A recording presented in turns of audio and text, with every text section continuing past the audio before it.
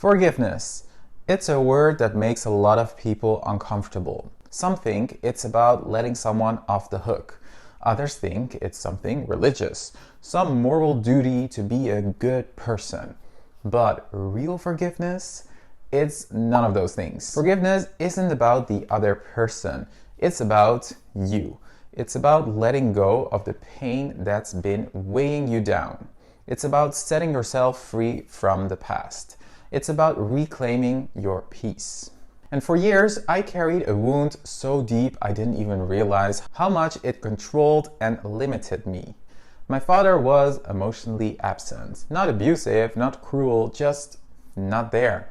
And for the longest time, I told myself it didn't really matter. I convinced myself it was fine. But the truth, it was everywhere. It showed up in my relationships, in my dating patterns, in the way I saw love, in the way I saw myself.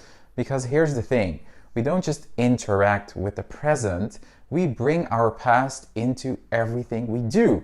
We think we're seeing people as they are, but we're really seeing them through a lens shaped by our past and by our wounds. And until we become aware of it, we keep repeating the same painful patterns over and over again. That's exactly what happened to me. And in today's video, I'm going to share how I finally forgave my father, how I broke free from the cycle, and how you can too. Because forgiveness isn't about excusing someone, it's about setting yourself free. Growing up, I never really felt seen by my dad. He was physically there, well, not that much because he was always working, but emotionally, he was definitely very distant. He didn't ask how I was feeling, he didn't protect me from my stepmother's cruel comments. At least that's the story I've been telling myself, right? That's how I perceived my childhood. So I did what many of us do when we don't get the love we need from a parent. I internalized it. I told myself, maybe I'm not important enough, maybe love from man isn't reliable, maybe I have to do everything on my own. And for years, I didn't realize how much this belief was running my life until I started dating. The funny thing is, we think we interact with people in the here and now, but we don't. We carry our past into every interaction and into our perception of the world around us. We bring our wounds into every relationship. And without realizing it, we project old pain onto new people again and again. And for me, it showed up in dating in ways I never expected. I was drawn to emotionally unavailable men because deep down, I believed that's what love looked like.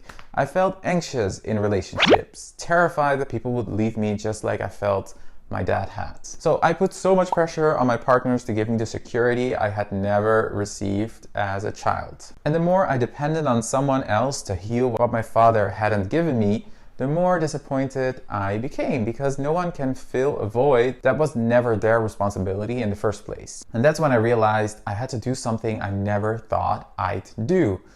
I had to forgive my father. Not for him, but for me. And here's the thing about forgiveness. It's not about saying what happened was okay. It's not about pretending it didn't hurt you. It's not about giving the other person a pass. Forgiveness is about freeing yourself from the emotional burden of the past. Because holding on to resentment, that really doesn't punish the other person. It only keeps you stuck. And for the longest time, I thought forgiveness meant I had to suddenly feel love for my father, but that's not really what it is. Forgiveness simply means acknowledging the wound instead of pretending it doesn't exist. Accepting that the past can be changed, only your perception of it, and letting go of the grip that pain has over you. And when I finally allowed myself to do that, something shifted.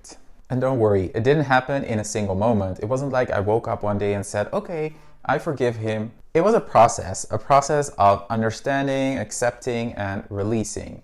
And part of that process, I had to stop seeing my father as a villain, but as a man with his own wounds. Maybe he never gave me emotional security because he never got it himself.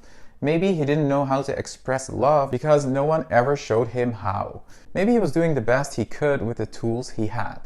And in that way, he is innocent, yeah? He's not a culprit. And while that doesn't excuse everything, it does give, well, a positive perspective. Because sometimes the people who hurt us are just as lost as we are. And when I finally saw that, I felt something I never thought I'd feel towards him: compassion. And that's when I was finally able to let go. And if you're struggling to forgive someone, I want you to ask yourself, who are you really hurting by holding on to this pain? How is this resentment showing up in your life? What would your life feel like if you let go even just a little bit of that burden? Because at the end of the day, forgiveness isn't a gift you give someone else, it's a gift you give yourself. And this is why I started this channel, because I know what it's like to carry old wounds, to repeat the same patterns in love, to hold on to resentment and grudge against people in your life and not freeing yourself of these emotional burdens. So if this message resonates with you, subscribe, because this is just the beginning. And you can now join the waiting list for Elevate, a community of conscious gay men that want to improve themselves, that want to go deeper, work on their self-love and self-worth. And I'm going to launch this community soon. And if you want to get notified when the official launch is, you can join the waiting list right now. You'll find the link below in the description. And remember, forgiveness isn't about the past. It's about freeing your future. And that's where the real magic happens. Have a good one. Bye-bye.